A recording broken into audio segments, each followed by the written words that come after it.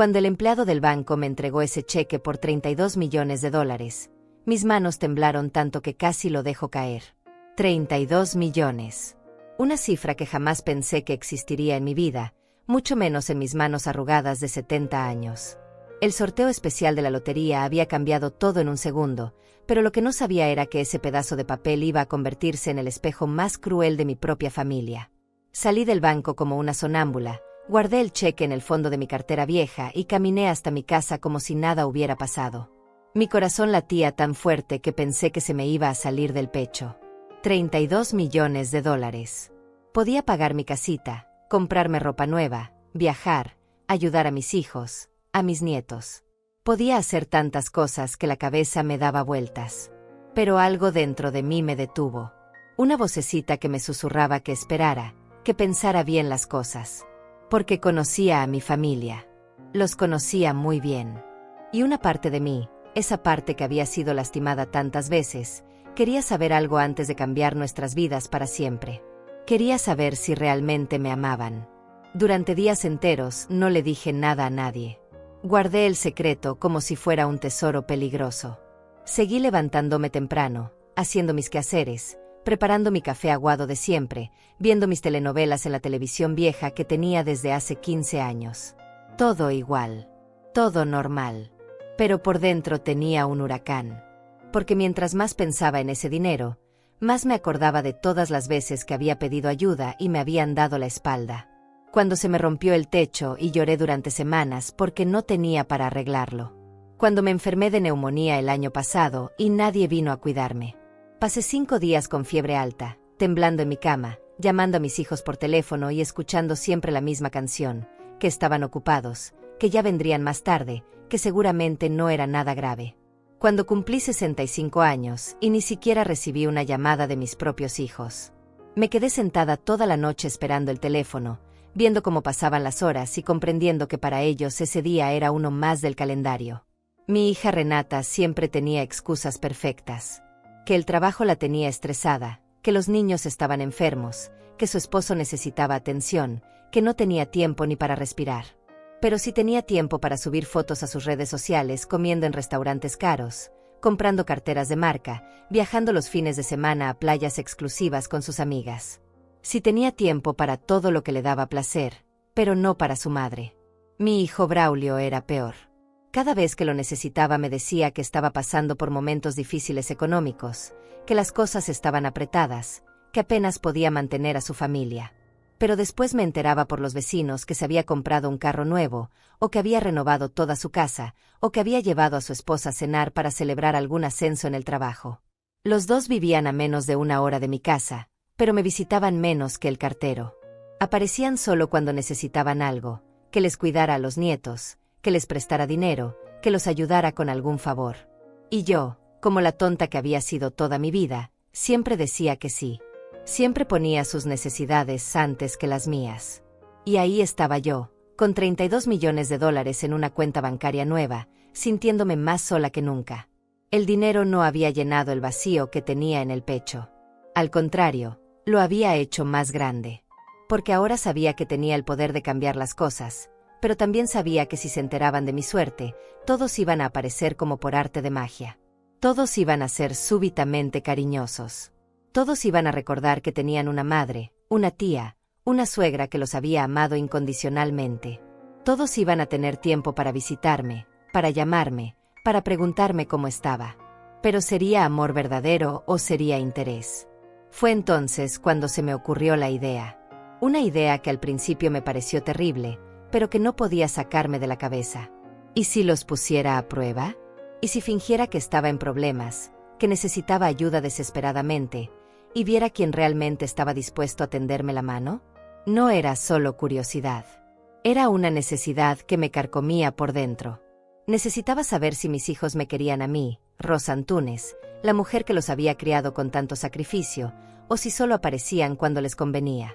Necesitaba saber si había alguien, aunque fuera una sola persona, que se preocupara genuinamente por esta vieja de 70 años que había pasado toda su vida dando sin recibir nada a cambio.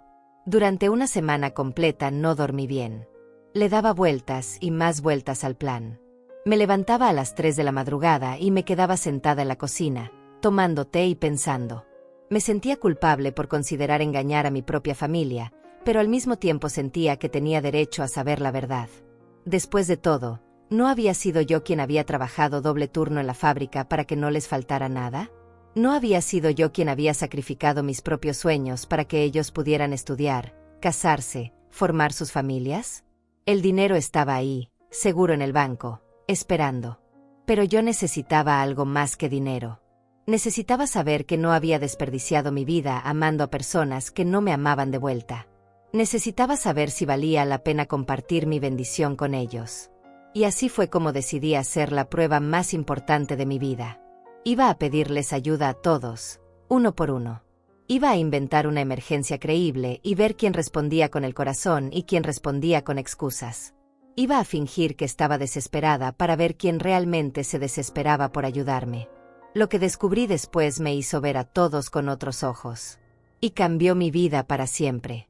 Mi vida antes de ganar la lotería era como una canción triste que se repetía todos los días. Me levantaba a las 5 de la mañana, preparaba mi desayuno con lo poco que tenía en la refrigeradora, y salía a trabajar en la casa de la señora Carmen Torres, una mujer rica que vivía en el barrio elegante y que me pagaba apenas lo suficiente para sobrevivir. Carmen tenía una casa enorme con jardines perfectos y carros que costaban más de lo que yo había ganado en toda mi vida. Pero a mí me pagaba $150 a la semana por limpiar toda esa mansión, lavar su ropa fina y aguantar sus comentarios despectivos sobre cómo yo limpiaba mal las ventanas o cómo dejaba marcas en sus pisos de mármol. Trabajé para ella durante 8 años. 8 años llegando puntual, trabajando sin quejarme, siendo invisible para ella y su familia. Cuando me enfermé de gripe y falté 2 días, me descontó el dinero completo de esa semana. Cuando le pedí un pequeño aumento porque los precios de la comida habían subido, me dijo que había muchas mujeres que trabajarían por menos dinero. Pero lo que más me dolía no era el trabajo duro ni los desprecios de Carmen Torres. Lo que más me dolía era llegar a mi casa vacía todas las noches y no tener a nadie con quien compartir las penas del día. Mi casita de 2 cuartos tenía las paredes agrietadas, el techo manchado por las goteras, y una cocina tan pequeña que apenas cabía una persona. Mis hijos habían crecido ahí. Renata y Braulio habían corrido por esos pasillos estrechos, habían hecho sus tareas en la mesa de la cocina, habían dormido en las camas que yo compraba de segunda mano. Pero ahora que tenían sus propias casas bonitas, parecían avergonzarse del lugar donde habían nacido. Renata trabajaba en una oficina importante del centro de la ciudad. Ganaba buen dinero, tenía un esposo exitoso, 2 hijos inteligentes y una casa de 2 pisos con jardín. Pero cuando yo la llamaba para contarle sobre mi día, siempre me cortaba la conversación. Que tenía una junta importante, que los niños necesitaban ayuda con la tarea, que su esposo la estaba esperando para salir. Una vez le pedí que me acompañara al médico porque tenía miedo de ir sola. Me habían encontrado una mancha en una radiografía y necesitaba hacerme más estudios. Le expliqué que estaba asustada, que no entendía bien lo que me decían los doctores, que necesitaba que alguien estuviera conmigo. Su respuesta fue que tenía una presentación muy importante en el trabajo y que no podía faltar. Fui sola. Me senté en esa sala de espera fría durante 4 horas, rodeada de extraños, rezando para que no fuera nada malo. Cuando me dieron los resultados y me dijeron que estaba bien, que solo era una sombra sin importancia, no tenía a nadie con quien compartir mi alivio. Llamé a Renata esa noche para contarle que todo había salido bien, y me dijo que qué bueno, pero que tenía que colgar porque estaba viendo una película con su familia. Braulio era diferente, pero igual de doloroso. Él sí me visitaba de vez en cuando, pero siempre que venía necesitaba algo.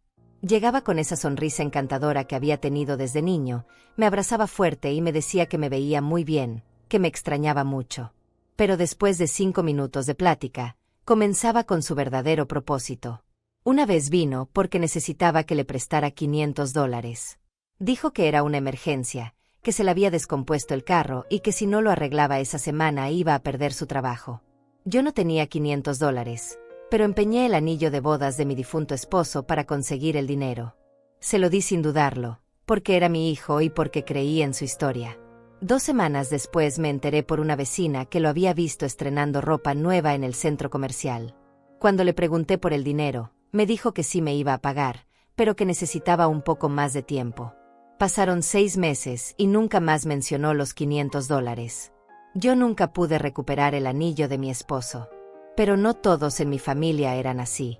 Tenía una hermana, Estela, que era completamente diferente. Estela tenía 5 años menos que yo y había pasado por problemas aún peores que los míos.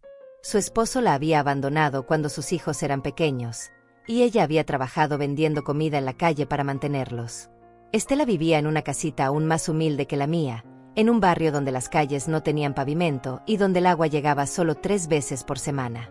Pero cada vez que yo tenía problemas, ella aparecía.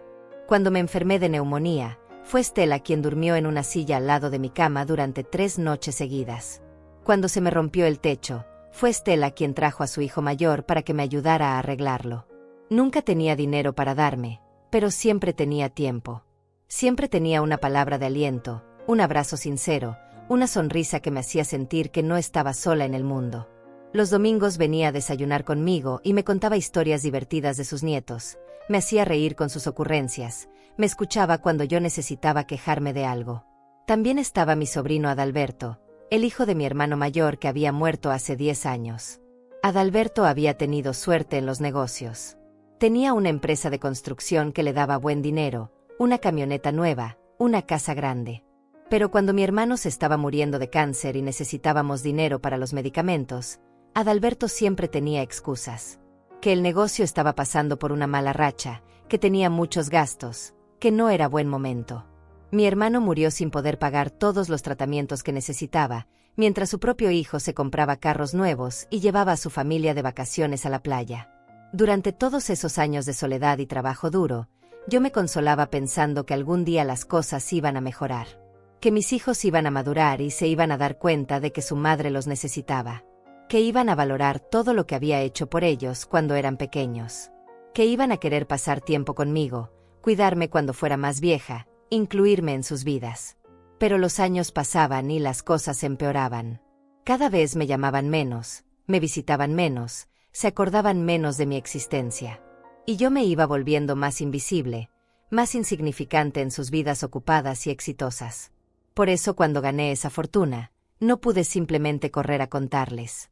Porque una parte de mí sabía que iban a cambiar su actitud no porque me amaran más, sino porque yo tenía algo que ellos querían. Y esa posibilidad me dolía más que todos los años de abandono que había soportado. Necesitaba saber la verdad. Necesitaba confirmar si las personas que más amaba en el mundo me amaban de vuelta, o si solo era una obligación familiar que cumplían cuando no tenían otra opción. Durante una semana completa después de ganar la lotería, mi mente no tuvo paz. Me despertaba en las madrugadas con el corazón acelerado, pensando en ese cheque escondido en el fondo de mi armario, envuelto en una toalla vieja donde nadie lo buscaría jamás. $32 millones que podían cambiar la vida de toda mi familia, pero que también podían revelar quiénes éramos realmente por dentro. Fue un martes por la mañana, mientras preparaba mi café aguado de siempre, que la idea se volvió un plan concreto. Iba a poner a prueba a cada uno de ellos. Iba a crear una situación donde yo necesitara ayuda desesperadamente, y ver quién respondía con amor genuino y quién respondía con excusas bien elaboradas. Pero tenía que ser convincente. No podía ser algo pequeño que pudieran ignorar fácilmente, ni algo tan grande que sonara falso. Tenía que ser una emergencia real, urgente, que tocara el corazón de cualquier persona que verdaderamente me amara.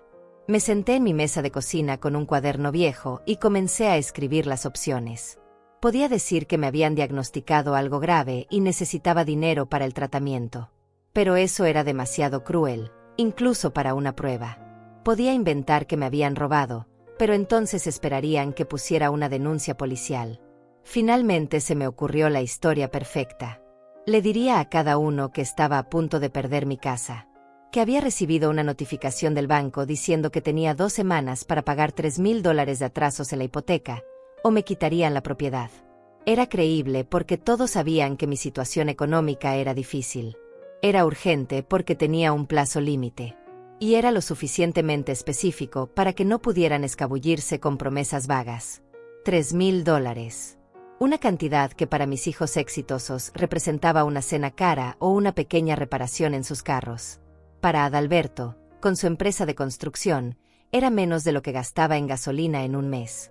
Pero para mí, La Rosa Antunes que ellos conocían era una montaña imposible de escalar. Practiqué mi historia frente al espejo del baño. Tenía que sonar desesperada, pero no dramática. Tenía que parecer que había agotado todas mis opciones antes de pedirles ayuda. Ensayé las palabras una y otra vez hasta que sonaran naturales, hasta que pudiera decirlas con la voz quebrada de una madre que no tenía a dónde más recurrir. También pensé en sus posibles reacciones. Conocía a mis hijos mejor que nadie en el mundo. Había observado sus patrones de comportamiento durante décadas. Renata probablemente me diría que había sido irresponsable con mi dinero, que debería haber sido más cuidadosa, que ella también tenía gastos importantes. Braulio me aseguraría que quería ayudarme, pero encontraría alguna razón por la cual no podía hacerlo en ese momento.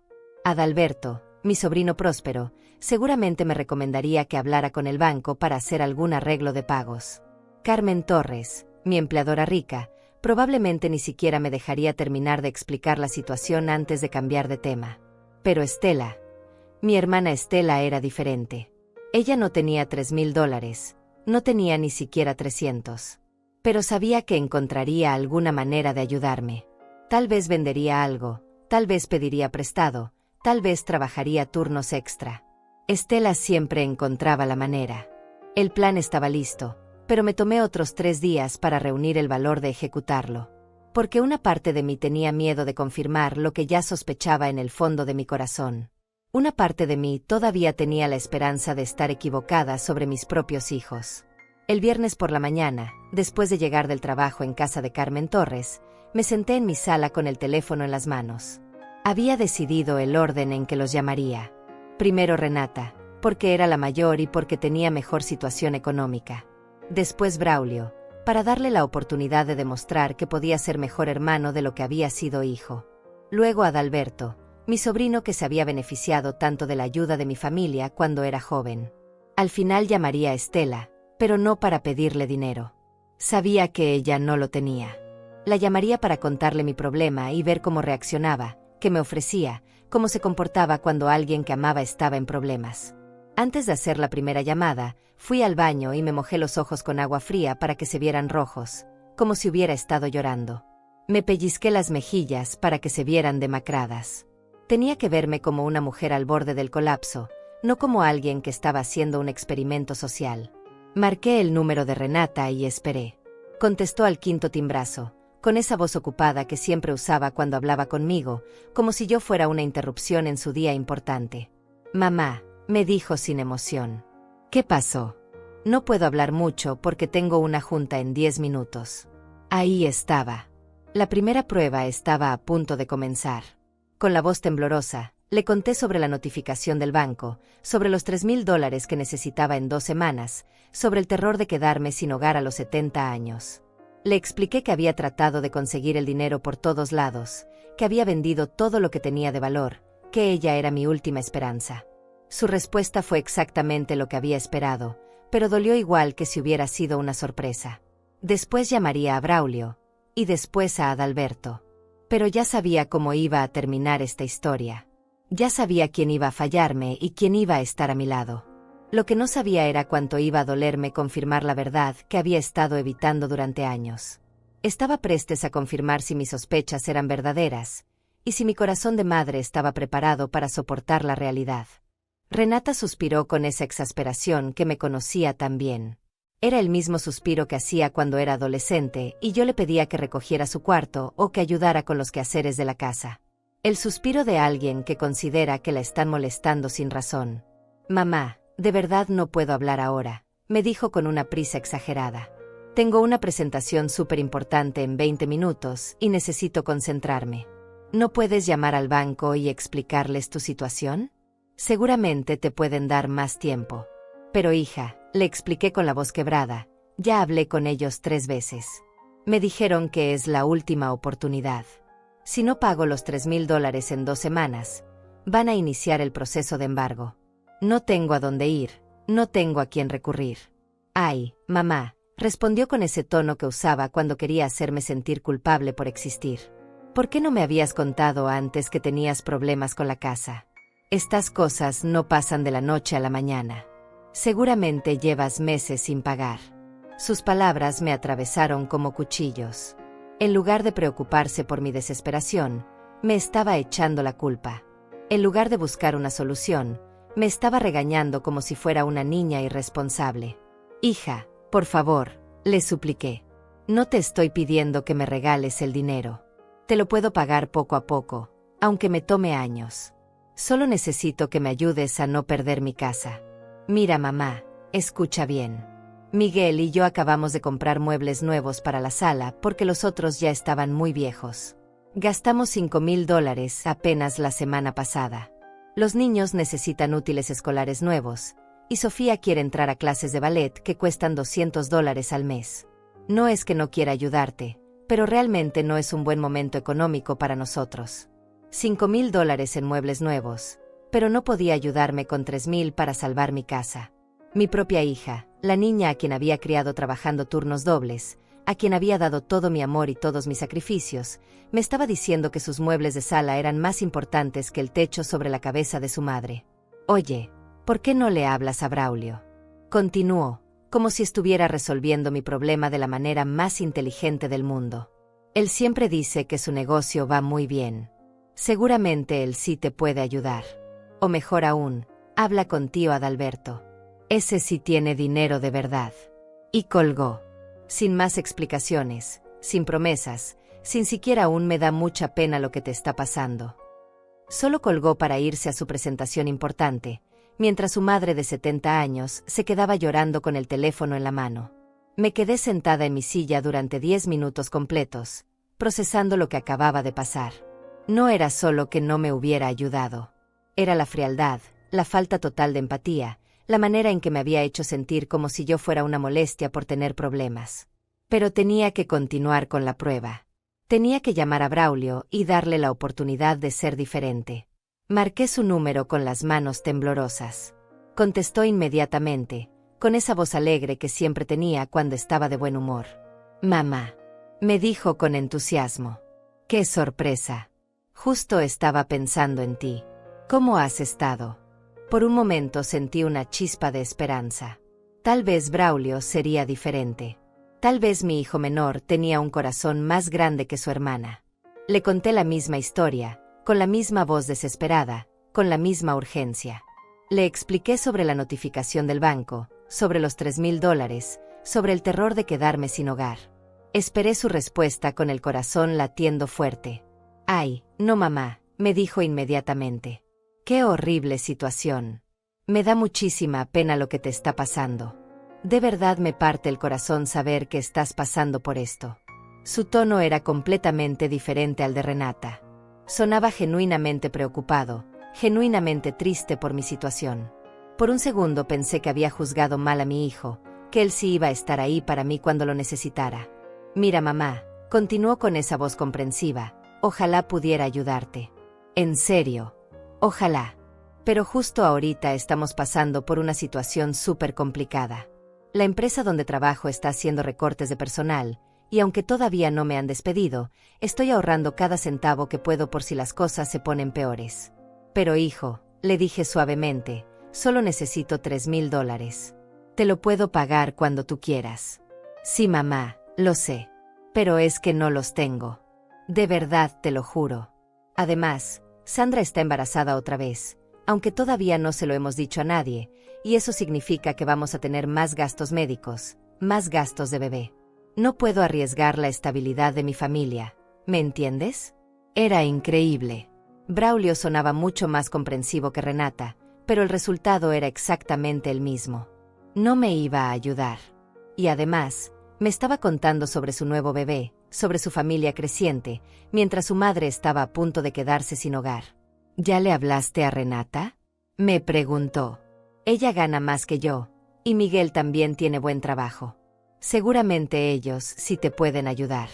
«Sí, hijo, ya le hablé. Ella me dijo que hablara contigo». «Ah», me dijo, y pude escuchar la incomodidad en su voz. «Bueno, entonces, ¿por qué no le hablas a tío Adalberto? Él tiene una empresa grande, seguramente para el $3,000 no son nada». Era como una pelota que rebotaba entre mis hijos. Cada uno me mandaba con el otro, Cada uno tenía la solución perfecta que no los incluía a ellos. Nadie quería ser el que dijera directamente que no le importaba si su madre se quedaba sin casa. «Está bien, hijo», le dije con resignación. «Entiendo tu situación. Voy a ver qué más puedo hacer». «Ay, mamá», me respondió con esa voz que intentaba sonar consoladora, «no te preocupes tanto. Seguro encuentras una solución. Tú siempre has sido muy fuerte, siempre has salido adelante. Estoy seguro de que esta vez también lo vas a lograr». ¿Me estaba consolando diciéndome que yo era fuerte? ¿Me estaba animando a resolver sola el problema que él no quería ayudarme a solucionar? Era como si me dijera que me ahogara con elegancia porque él no sabía nadar. Después de colgar con Braulio, me quedé sentada en mi cocina durante media hora. Los 2 hijos que había criado con tanto amor, con tantos sacrificios, me habían fallado completamente. Pero aún tenía que hacer la tercera llamada. Tenía que hablar con Adalberto, mi sobrino próspero, para completar el círculo de decepciones familiares. Adalberto contestó el teléfono después de muchos timbrazos, y cuando finalmente lo hizo, su voz sonaba molesta, como si lo hubiera interrumpido en algo muy importante. Pude escuchar música de fondo y voces, como si estuviera en algún lugar divirtiéndose. «¿Tía Rosa?», me dijo con sorpresa. «¿Está todo bien? Es raro que me llames». Ya desde esa primera frase me hizo sentir como si fuera una extraña, como si no tuviera derecho a llamar a mi propio sobrino cuando tenía problemas. Pero continué con mi historia, contándole sobre la notificación del banco, sobre los $3,000 que necesitaba urgentemente, sobre el terror de perderlo todo. Esperé su respuesta con muy pocas esperanzas. Conocía a Adalberto desde que era un bebé. Había visto cómo mi hermano mayor se había sacrificado para darle educación, para ayudarlo a empezar su negocio, para convertirlo en el hombre exitoso que era hoy. Pero también había visto cómo él había abandonado a su padre cuando más lo necesitaba. «Ay, tía», me dijo después de un silencio largo, «esa sí está difícil la situación. $3,000. Pues sí, es mucho dinero. Mucho dinero. Para un hombre que se compraba camionetas nuevas cada 2 años, que llevaba a su familia de vacaciones a lugares caros, que tenía una casa de 3 pisos en el mejor barrio de la ciudad. $3,000 era mucho dinero. Mira, tía», continuó con esa voz que usaba cuando quería sonar profesional y serio, «yo ahorita tengo todo mi capital invertido en el negocio. Estoy construyendo un conjunto de casas muy grande, y hasta que no termine ese proyecto y me paguen, no tengo efectivo disponible. Pero sobrino», le dije con desesperación, «solo necesito 2 semanas. Cuando me paguen mi pensión del mes que viene, te puedo dar algo. Y después, poco a poco, te voy pagando el resto». «Sí, sí, entiendo», me respondió, pero pude escuchar que ya estaba perdiendo la paciencia. «El problema es que en la construcción todo es flujo de efectivo, ¿me entiendes? No puedo sacar dinero del proyecto porque entonces se me puede caer todo el negocio». Era increíble escucharlo hablar de flujo de efectivo y proyectos de construcción cuando su tía de 70 años le estaba suplicando ayuda para no quedarse sin hogar. Era como si le estuviera pidiendo ayuda a un contador, no a un familiar. «¿Ya hablaste con Renata y Braulio?», me preguntó, exactamente igual que habían hecho mis hijos. «Ellos 2 tienen trabajos estables, seguramente pueden ayudarte mejor que yo». «Ya hablé con ellos, sobrino. Los 2 me dijeron que hablara contigo». «Ah», hizo una pausa larga. «Bueno, pues, ¿sabes qué? Te voy a dar un consejo muy bueno. Ve al banco y pídeles que te reestructuren la deuda. Explícales tu situación de adulta mayor, diles que eres una clienta de muchos años. Los bancos tienen programas especiales para personas como tú, personas como yo, personas viejas, pobres, insignificantes. Personas que no merecían la ayuda de sus propios familiares prósperos, pero que tal vez podían conseguir la caridad de un banco. Adalberto, por favor», le supliqué una última vez. «Tu papá me ayudó mucho cuando yo era joven. Cuando mi esposo se murió y me quedé sola con 2 niños pequeños, tu papá me prestó dinero para la renta, me consiguió trabajo, me ayudó a salir adelante. Yo nunca olvidé esa bondad». «Sí, tía, mi papá era muy buena persona», me respondió con una frialdad que me heló la sangre. «Pero él ya murió, y yo tengo mis propias responsabilidades ahora. Tengo que cuidar a mi familia, tengo que hacer crecer mi negocio. No puedo estar prestando dinero a cada familiar que tiene problemas. Cada familiar que tiene problemas. como si yo fuera una desconocida que aparecía constantemente pidiendo favores. Como si no fuera la hermana del hombre que le había pagado sus estudios universitarios, que le había enseñado el oficio de la construcción, que había usado sus ahorros para ayudarlo a comprar sus primeras herramientas. «Está bien, sobrino», le dije con la voz completamente rota. «Entiendo tu posición». Colgué el teléfono y me quedé mirando la pared de mi cocina durante mucho tiempo. 3 llamadas, 3 rechazos, 3 lecciones dolorosas sobre el verdadero carácter de las personas que yo creía que me amaban. Pero aún me faltaba una llamada más. La más importante de todas. Marqué el número de mi hermana Estela con las manos temblando. Ella contestó inmediatamente, como siempre hacía cuando veía mi nombre en el teléfono. «Rosa», me dijo con esa alegría genuina que siempre tenía cuando hablábamos. «¿Cómo estás, hermana? Justo estaba pensando en ti». «Estela», le dije, y mi voz se quebró de verdad esta vez. Ya no tenía que fingir la desesperación. Después de 3 rechazos consecutivos, la desesperación era completamente real. Le conté la misma historia, pero esta vez las lágrimas que corrían por mis mejillas eran auténticas. No eran lágrimas por los $3,000 que no necesitaba, sino lágrimas por descubrir que mis propios hijos me veían como una carga, como un problema que había que pasar a otra persona. «Rosa, hermana mía», me dijo Estela con una voz llena de preocupación real. «¿Por qué no me habías contado antes?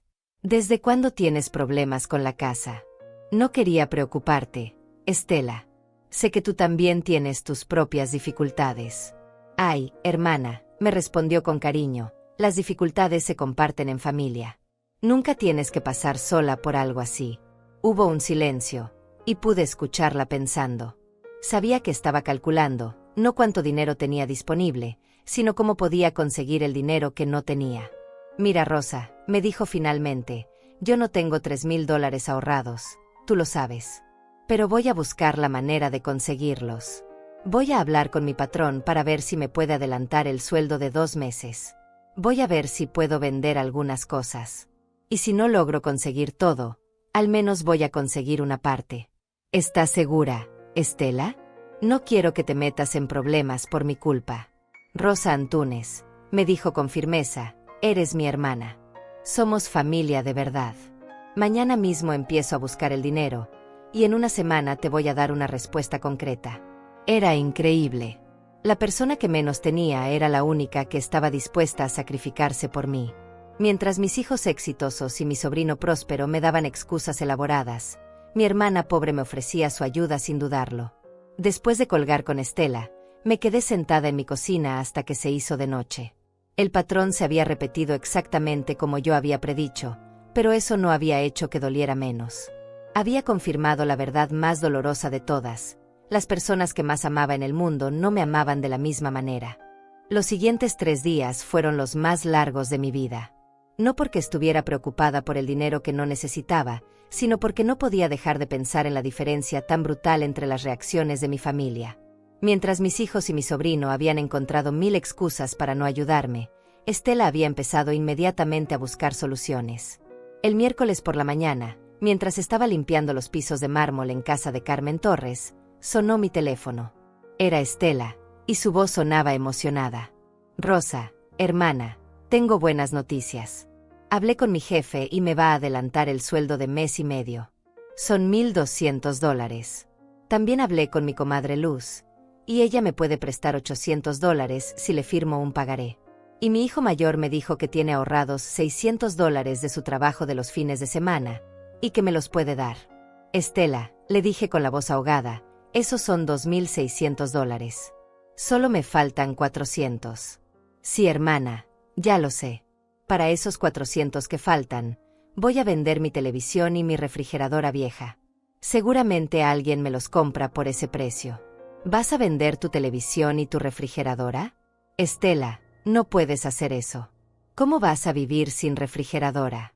«Rosa», me dijo con esa firmeza que la caracterizaba, «una refrigeradora se puede volver a comprar.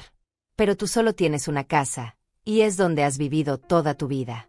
No voy a permitir que la pierdas por falta de $400 miserables».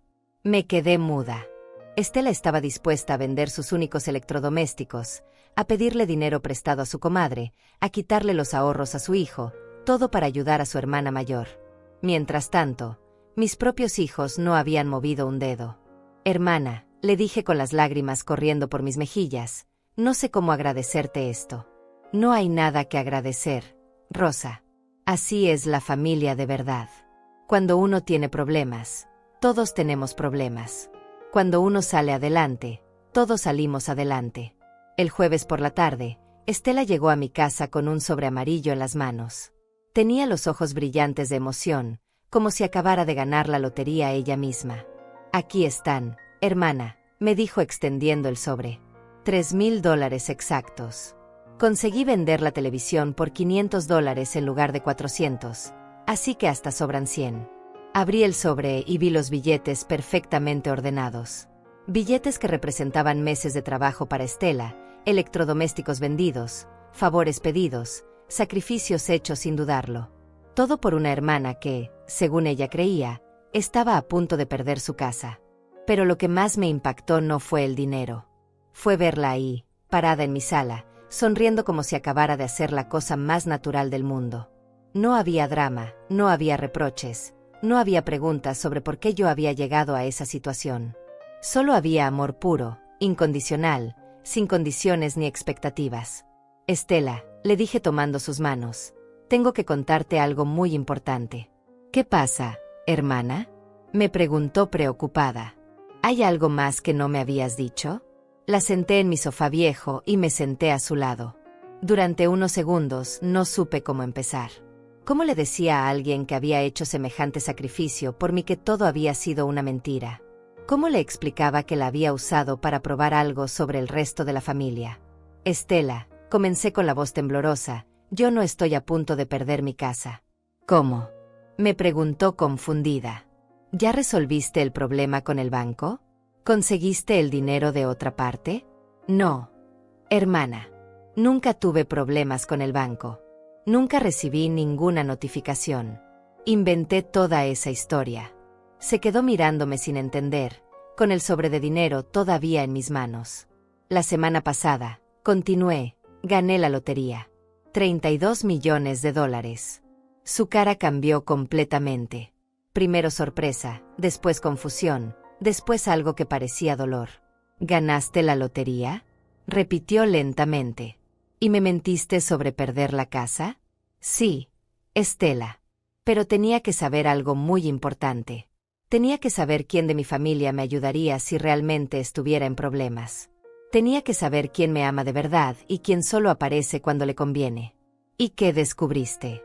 Me preguntó, aunque por su tono parecía que ya conocía la respuesta. Descubrí que mis propios hijos me fallaron completamente.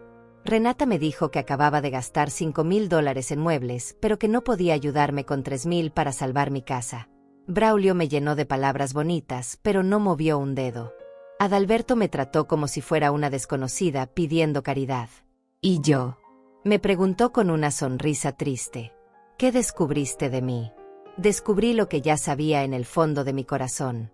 Que eres la única persona en esta familia que me ama sin condiciones. Que estás dispuesta a sacrificar todo lo que tienes por ayudarme. Que eres mi hermana de verdad, no solo de sangre. Estela se quedó callada durante un rato largo, procesando todo lo que le había contado. Esperé su reacción con nervios. Tenía derecho a estar molesta conmigo por haberla engañado, por haberla hecho pasar por esa angustia innecesaria. Rosa, me dijo finalmente, entiendo por qué lo hiciste. ¿Y sabes qué es lo más triste de todo esto? Que tuviste que hacer una prueba para confirmar algo que ya sabías.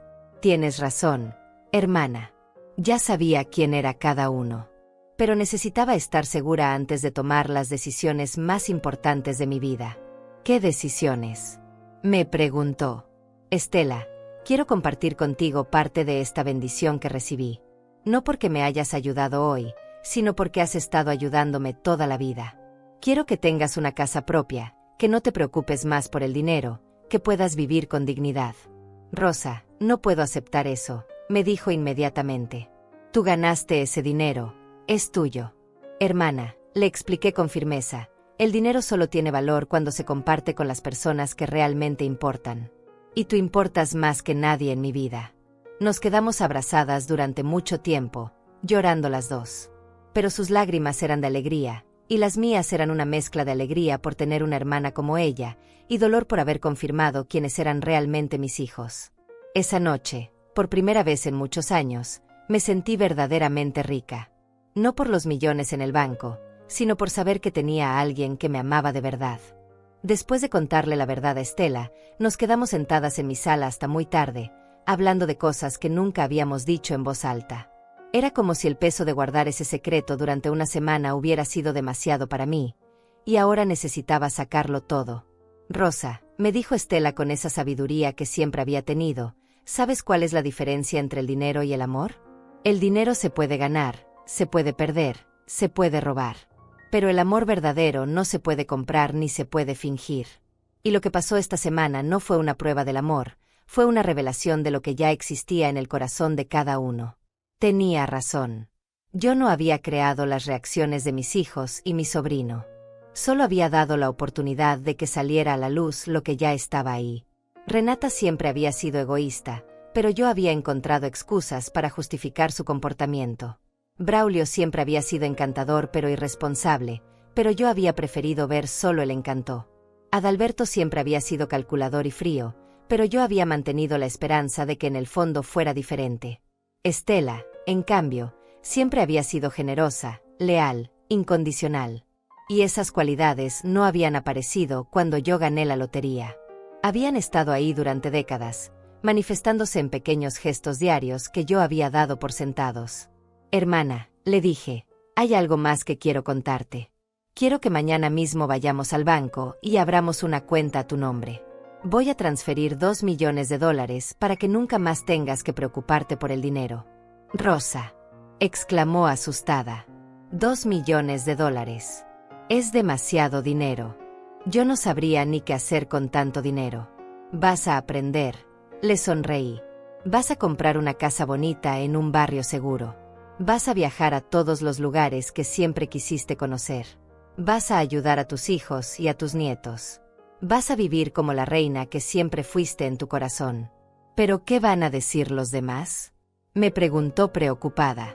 ¿Qué van a pensar Renata y Braulio cuando se enteren? Van a pensar exactamente lo que tienen que pensar, le respondí con firmeza. Van a entender que las acciones tienen consecuencias. Que el amor se demuestra con hechos, no con palabras bonitas cuando ya es demasiado tarde. Esa noche, después de que Estela se fuera a su casa con la promesa de que al día siguiente iríamos juntas al banco, me quedé despierta pensando en el futuro. Por primera vez en muchos años, tenía control total sobre mi vida. Tenía la libertad de elegir quién merecía mi tiempo, mi amor, mi generosidad. Decidí que no les contaría inmediatamente a mis hijos sobre la lotería. Quería ver cuánto tiempo pasaba antes de que me llamaran por iniciativa propia, sin necesitar nada, solo para saber cómo estaba su madre. Quería ver si alguno de ellos se preocuparía por cómo había resuelto mi supuesto problema con la casa. El viernes por la mañana, Estela y yo fuimos al banco.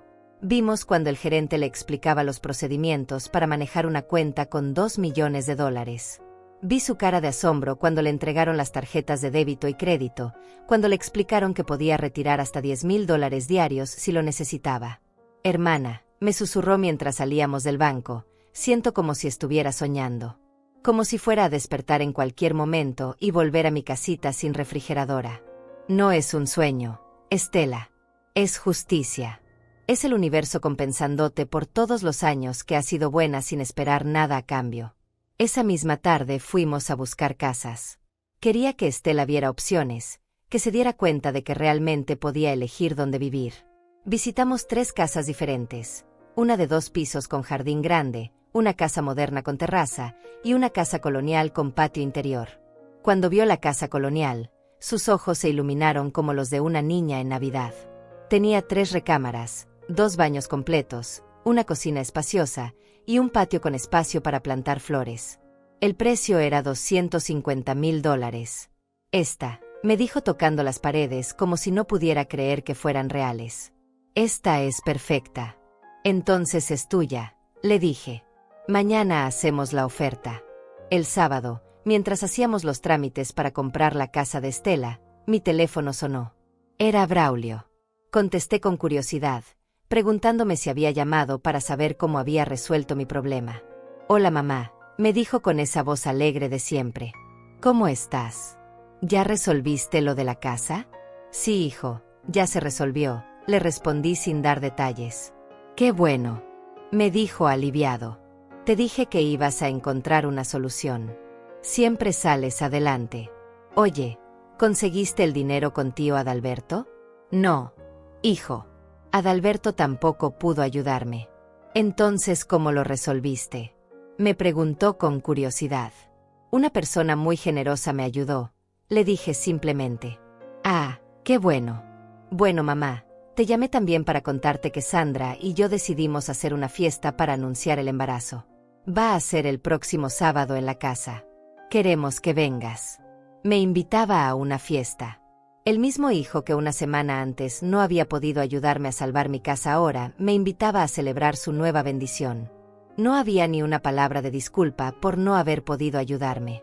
No había ni una pregunta sobre quién había sido esa persona generosa que había resuelto mi problema. Solo la invitación a su fiesta, como si nada hubiera pasado. «Voy a pensarlo, hijo», le dije. «Te aviso durante la semana». Después de colgar, Estela me miró con una sonrisa triste. Había escuchado toda la conversación. «¿Vas a ir?», me preguntó. «No lo sé todavía», le respondí honestamente. «Pero si voy, va a ser como la Rosa nueva que ahora soy. No como la madre desesperada que suplica ayuda y después se queda callada cuando la ignoran». Era el momento de decidir qué tipo de relación quería tener con mis hijos a partir de ese momento. Ya no iba a ser la madre que se conformaba con migajas de atención. Ya no iba a fingir que todo estaba bien cuando claramente no lo estaba. Tenía $30 millones restantes, una hermana que valía más que todo el oro del mundo, y por primera vez en mi vida, el poder de elegir cómo quería que me trataran. Los siguientes días fueron los más liberadores de mi vida. Ya no tenía que fingir que estaba en crisis, ya no tenía que cargar sola con el peso de $32 millones, y ya no tenía que preguntarme quién me amaba de verdad. Las respuestas estaban clarísimas. El martes, Renata me llamó. Su voz sonaba igual de ocupada que siempre, pero había algo diferente. Una curiosidad que no había mostrado cuando yo le había suplicado ayuda. «Mamá», me dijo después de los saludos de rutina, «Braulio me contó que ya resolviste lo de la casa. Me da mucho gusto. ¿Al final qué pasó? ¿Conseguiste hablar con el banco?» «Una persona muy especial me ayudó», le respondí con la misma respuesta que le había dado a su hermano. «¿Alguien de la familia?», me preguntó con esa curiosidad que revelaba sus verdaderas intenciones. «Sí, alguien de la familia», le confirmé sin dar más detalles. Hubo un silencio incómodo. Podía sentir que quería preguntar más, pero que no sabía cómo hacerlo sin parecer entrometida. Al final, cambió de tema y me invitó a almorzar el domingo. «Qué coincidencia», pensé. La misma hija que no había tenido tiempo para acompañarme al médico cuando tenía miedo, que no había podido ayudarme cuando creía que iba a perder mi casa, ahora súbitamente tenía tiempo para almorzar conmigo. Acepté la invitación. Pero esta vez iba a ser diferente. Esta vez no iba a llegar con las manos vacías y la cabeza gacha, agradecida de que me permitieran estar en su casa. Esta vez iba a llegar como la mujer que realmente era. El sábado, fui con Estela a comprar ropa nueva. Llevaba tantos años comprando solo lo más barato, lo más necesario, que había olvidado lo que se sentía elegir algo bonito para mí misma. Me compré un vestido elegante de color verde, zapatos cómodos pero finos, una cartera de cuero genuino. No porque necesitara impresionar a nadie, sino porque por primera vez en décadas podía darme esos pequeños lujos. También fui a la peluquería por primera vez en años. Me cortaron el cabello, me lo peinaron, me maquillaron suavemente. Cuando me vi en el espejo, no reconocí a la mujer que me miraba de vuelta. Era la Rosa que habría sido si no hubiera pasado décadas sacrificándose hasta desaparecer. El domingo llegué a casa de Renata manejando mi propio carro. Me había comprado un auto usado pero en excelente estado, nada demasiado ostentoso, pero digno y confiable. Ya no tenía que depender del transporte público ni pedirle favores a nadie. Renata abrió la puerta y se quedó mirándome con sorpresa. «Mamá, te ves diferente», Me dijo con curiosidad. ¿Te cortaste el cabello? ¿Y ese vestido es nuevo? Sí, hija, decidí consentirme un poco, le respondí con una sonrisa serena. Durante el almuerzo, noté cómo me observaba constantemente. Miguel, su esposo, también parecía intrigado por mi cambio de apariencia. Los niños me preguntaron de dónde había sacado mi carro nuevo. Es usado, les expliqué, pero está en muy buenas condiciones. ¿Y cómo pudiste comprarlo? Me preguntó Renata directamente. La semana pasada estabas preocupada por pagar la casa. Como te dije, una persona muy generosa me ayudó, le repetí. ¿Quién, mamá? Insistió. ¿Por qué no nos quieres decir quién fue? La miré directamente a los ojos y decidí que era momento de ser completamente honesta. Fue tu tía Estela, le dije con firmeza. Ella vendió su televisión y su refrigeradora, pidió dinero prestado, convenció a su hijo de que me diera sus ahorros. Consiguió los $3,000 completos para ayudarme. El silencio en la mesa fue absoluto. Renata se quedó con el tenedor a medio camino hacia su boca. Miguel bajó la mirada hacia su plato. Los niños siguieron comiendo, ajenos a la tensión que había llenado el comedor. Tía Estela, repitió Renata lentamente. Pero ella no tiene dinero. Exactamente, le confirmé. No tiene dinero, pero tiene corazón. No tiene lujos, pero tiene generosidad. No tiene excusas elaboradas, pero tiene amor verdadero. Mamá, comenzó Renata con esa voz que usaba cuando quería justificarse, nosotros también te queremos ayudar, pero ustedes tenían compromisos más importantes. La interrumpí con calma. Muebles nuevos, clases de ballet, presentaciones en el trabajo. Lo entiendo perfectamente. No es eso, mamá. Es que... Hija, la volví a interrumpir. Ya no es necesario que me expliques nada. Ya entendí todo lo que necesitaba entender. El resto del almuerzo transcurrió en un ambiente tenso. Renata intentó varias veces retomar la conversación normal, pero yo respondía con cortesía distante. No estaba enojada, simplemente había cambiado. Ya no era la madre desesperada por la aprobación de sus hijos. Era una mujer que conocía su propio valor. Cuando me despedí, Renata me acompañó hasta mi carro. Mamá, me dijo con una voz que intentaba sonar casual, ¿de dónde sacaste dinero para comprarte ropa nueva y el carro? Estela me regaló algunos dólares extra, le expliqué. Dijo que era importante que me viera bien, que me sintiera bien conmigo misma. Era técnicamente cierto, aunque no era toda la verdad. El miércoles, Adalberto me llamó. Era la primera vez que él tomaba la iniciativa para contactarme en años. Tía Rosa, me dijo con una voz que intentaba sonar cariñosa. ¿Cómo está? Supe que ya resolvió lo de su casa. Sí, sobrino, ya está resuelto. ¡Qué bueno! Me da mucho gusto. Oiga, me dijeron que anda manejando un carro nuevo. ¿Cómo le hizo? La misma curiosidad que Renata. La misma pregunta que no habían hecho cuando yo estaba en crisis. Ahora que había señales de que mi situación había mejorado, todos querían saber cómo. Tuve ayuda de alguien muy especial, le respondí. ¿De quién, tía? ¿Necesita más ayuda? Porque ahora que terminé el proyecto del que le platiqué, ya tengo más disponibilidad económica. ¡Qué interesante! Cuando yo necesitaba desesperadamente $3,000, él tenía todo su dinero invertido y no podía ayudarme. Pero ahora que sospechaba que alguien más me había ayudado, súbitamente tenía disponibilidad económica. No, sobrino, ya no necesito ayuda, le dije firmemente. Ya aprendí quién está dispuesto a ayudarme cuando realmente lo necesito. Después de esa conversación, me quedó clarísimo que había tomado las decisiones correctas. Mi familia había revelado su verdadero carácter, y yo había respondido en consecuencia. Estela, mientras tanto, había empezado a mudarse a su casa nueva. Verla dirigiendo a los trabajadores que instalaban sus muebles nuevos, viendo cómo sus nietos corrían por el jardín que ahora era suyo, me confirmó que había hecho lo correcto. Había encontrado la manera perfecta de usar mi bendición, premiando el amor verdadero y dejando que las acciones de cada uno hablaran por sí mismas. 3 meses después de ganar la lotería, mi vida había cambiado completamente, pero no de la manera que la gente podría imaginar. No me había mudado a una mansión ni había comprado carros de lujo. Seguía viviendo en mi misma casita, pero ahora la había arreglado completamente. Techo nuevo, pintura fresca, electrodomésticos modernos, un jardín lleno de flores. Era la misma casa, pero transformada, exactamente como yo. Estela venía a visitarme todos los domingos. Llegaba en su carro nuevo, un sedán sencillo pero confiable, vestida con ropa bonita pero sin ostentación. Habíamos acordado desde el principio que ninguna de las dos iba a cambiar su esencia por tener dinero. El dinero era una herramienta para vivir mejor, no para convertirnos en personas diferentes. Sus hijos habían podido terminar sus estudios sin preocuparse por las colegiaturas. Sus nietos tenían ropa nueva, útiles escolares, y la tranquilidad de saber que su abuela podía cuidarlos si algo pasaba.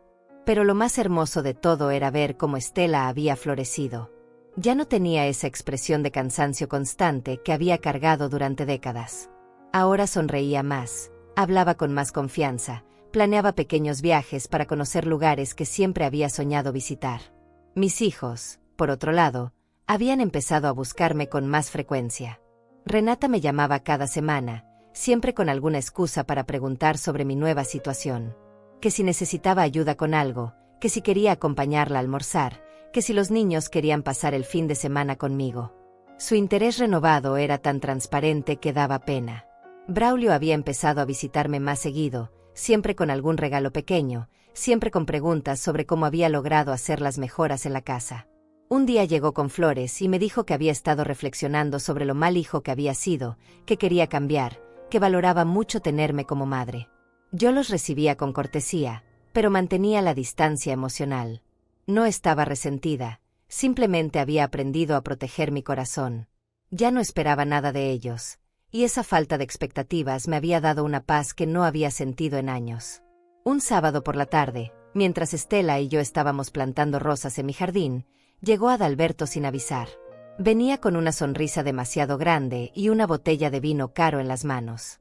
«Tía Rosa», me dijo abrazándome con un cariño exagerado, «vine a visitarla porque hace mucho que no platicamos. Y traje este vino para que celebremos». «¿Qué vamos a celebrar, sobrino?», le pregunté con curiosidad genuina. «Pues que usted está muy bien, que se ve muy contenta, que su casa se ve hermosa», me respondió mirando alrededor con ojos calculadores. Estela y yo intercambiamos una mirada. Era obvio que Adalberto había venido a investigar, a confirmar sus sospechas sobre mi nueva situación económica. Durante la visita, hizo preguntas indirectas sobre mis finanzas, elogió exageradamente cada pequeña mejora en la casa, y hasta se ofreció a ayudarme con algunos proyectos futuros. El mismo hombre que no había podido prestarme $3,000 cuando creía que iba a perder mi casa ahora se ofrecía generosamente a ayudarme con lo que necesitara. Después de que se fue, Estela y yo nos reímos durante una hora completa. «¿Te acuerdas cuando me dijiste que Adalberto era muy buena persona en el fondo?», me preguntó entre risas.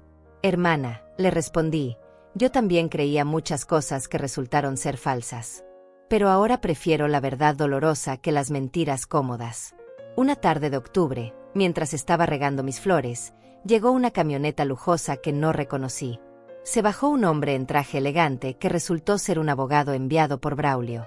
Mi hijo quería proponerme una oportunidad de inversión en un negocio que estaba empezando.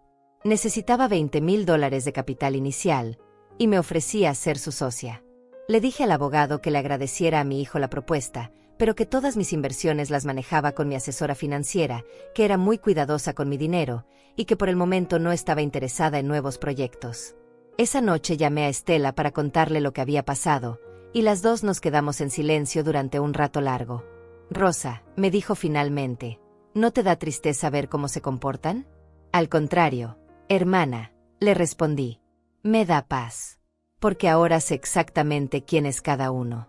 Ya no tengo que adivinar, ya no tengo que esperar, ya no tengo que decepcionarme. La verdad duele al principio, pero después libera». En diciembre, decidí hacer algo que había estado planeando durante meses. Organicé una pequeña cena de Navidad, pero solo invité a las personas que realmente importaban en mi vida: Estela y su familia, 2 vecinas que siempre habían sido amables conmigo, y una señora del mercado que se había convertido en mi amiga. No invité a mis hijos ni a Adalberto. No por venganza, sino por coherencia. Quería pasar esa noche especial rodeada de amor genuino, no de interés disfrazado de cariño. Naturalmente, Renata y Braulio se molestaron cuando se enteraron. Me llamaron para preguntar por qué no los había invitado, por qué estaba actuando de manera tan extraña, por qué parecía que ya no los quería. Hijos, les dije con calma, los amo exactamente igual que siempre. Pero ahora amo también mi propia dignidad. Y mi dignidad no me permite fingir que tenemos una relación que no tenemos. Esa Navidad fue la más hermosa de mis últimos 20 años. Comimos, reímos, contamos historias, cantamos villancicos. Nadie preguntó cuánto había costado la cena, nadie especuló sobre mis finanzas, nadie tenía agenda oculta. Solo había personas que se alegraban genuinamente de estar juntas. Cuando todos se fueron esa noche, me quedé sentada en mi sala, mirando el árbol de Navidad que había comprado por primera vez en años. Pensé en todo lo que había aprendido durante esos meses transformadores. Había descubierto que la verdadera riqueza no estaba en los 30 millones de dólares que tenía en el banco. Estaba en saber que Stella me habría ayudado aunque yo no tuviera ni un centavo. Estaba en la sonrisa sincera de mis nuevas amistades. Estaba en la paz de no tener que mendigar amor de personas que no sabían darlo. Había aprendido que cuando alguien te ama de verdad, no necesitas suplicar su atención. No necesitas inventar crisis para que se preocupen por ti. No necesitas ser útil para que te valoren. Simplemente eres importante para ellos, en los buenos y en los malos momentos, con dinero y sin dinero, siempre. También había aprendido que el dinero no cambia a las personas, solo revela quiénes son realmente. Mis hijos no se habían vuelto interesados después de que yo gané la lotería. Siempre habían sido así, pero yo había preferido no verlo. Esa noche, antes de dormir, escribí una carta que guardé en mi caja fuerte junto con mi testamento. En esa carta explicaba toda la historia, la prueba que había hecho, las reacciones de cada uno, las decisiones que había tomado. Cuando yo muriera, todos sabrían la verdad completa. Pero ya no me importaba su juicio. Ya no vivía para complacer a nadie más que a mí misma y a las personas que me amaban sin condiciones. Había ganado 32 millones de dólares, pero la verdadera fortuna que había encontrado era mucho más valiosa, la certeza de saber quién me amaba de verdad y la tranquilidad de vivir rodeada únicamente de ese amor auténtico. Al final, la mayor riqueza no era lo que tenía en el banco, sino saber que no estaba sola en el mundo. Y esa riqueza, a diferencia del dinero, nadie me la podía quitar jamás. Han pasado 2 años desde que gané la lotería, y cada mañana cuando me despierto, me sorprende la mujer en la que me he convertido. No hablo del dinero ni de las comodidades que ahora tengo. Hablo de algo mucho más profundo. Por primera vez en 72 años, me respeto a mí misma completamente. Antes de todo esto, yo era una mujer que vivía pidiendo disculpas por existir. Me disculpaba por llamar a mis hijos, por necesitar compañía, por tener problemas, por envejecer. Había construido mi identidad alrededor de ser útil para otros, de no molestar, de conformarme con las migajas de afecto que me daban cuando les convenía. Ahora entiendo que esa versión de mí no era bondad, era cobardía. Era más fácil aceptar el maltrato sutil que enfrentar la posibilidad de estar sola. Prefería tener una relación falsa con mis hijos que no tener ninguna relación. Pero la soledad acompañada es mucho peor que la soledad elegida. Lo que más me ha sorprendido de este proceso es descubrir que tengo una personalidad propia. Durante décadas fui la madre de Renata y Braulio, la hermana de Stella, la empleada de Carmen Torres. Nunca fui simplemente Rosa. No sabía que me gustaba, que me molestaba, que quería para mi futuro. Había vivido en función de las necesidades de otros durante tanto tiempo que había olvidado que yo también tenía derecho a tener necesidades. Ahora tengo opiniones sobre todo.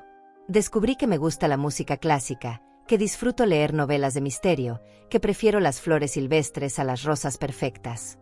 Son detalles pequeños, pero representan algo enorme. Por primera vez soy una persona completa, no solo un accesorio en la vida de otros. La relación con mis hijos ha encontrado un equilibrio extraño pero honesto. Ellos siguen intentando acercarse, pero ya no con la desesperación de los primeros meses. Han entendido que algo cambió irreversiblemente, aunque no sepan exactamente qué. Yo los trato con cortesía afectuosa, como trataría a conocidos queridos que me caen bien pero no forman parte de mi círculo íntimo. A veces veo dolor en sus ojos cuando les demuestro que ya no necesito su aprobación. Creo que por primera vez en sus vidas adultas se han dado cuenta de que tenían una madre real, con sentimientos reales, que se lastimaba realmente cuando la trataban mal. Pero ese dolor ya no es mi responsabilidad. Cada persona es responsable de las consecuencias de sus propias acciones. Con Estela he construido la relación más hermosa de mi vida. No solo porque compartimos una situación económica más cómoda, sino porque nos hemos convertido en verdaderas compañeras de vida. Viajamos juntas, cocinamos juntas, nos reímos de nuestras propias tonterías. Hemos creado tradiciones nuevas, como ir al mercado los martes por la mañana o ver películas viejas los viernes por la noche. También he aprendido a crear límites sin sentirme culpable. Cuando alguien me pide algo que no quiero dar, simplemente digo no. Cuando alguien me trata mal, me alejo sin dar explicaciones extensas. He descubierto que mi paz mental vale más que mantener relaciones falsas por compromiso social. El dinero me dio la libertad de elegir, pero la verdadera transformación vino de decidir valorarme a mí misma. Pude haber ganado la lotería y seguir siendo la misma mujer insegura, seguir mendigando amor, seguir aceptando migajas. Pero elegí algo diferente. Elegí creer que merecía amor verdadero, y esa decisión cambió todo. A las mujeres de mi edad que puedan estar leyendo esto, quiero decirles algo importante. Nunca es demasiado tarde para empezar a respetarse. Nunca es demasiado tarde para exigir el trato que merecen. Nunca es demasiado tarde para descubrir quiénes son realmente cuando dejan de vivir para complacer a otros. No necesitan ganar la lotería para transformar sus vidas. Solo necesitan tomar la decisión más valiente de todas: amarse a sí mismas lo suficiente como para alejarse de cualquier persona que no las valore. Esa decisión no cuesta dinero, pero vale más que todos los millones del mundo. Hoy, a los 72 años, finalmente soy libre. Y esa libertad no me la dio el dinero. Me la di yo misma.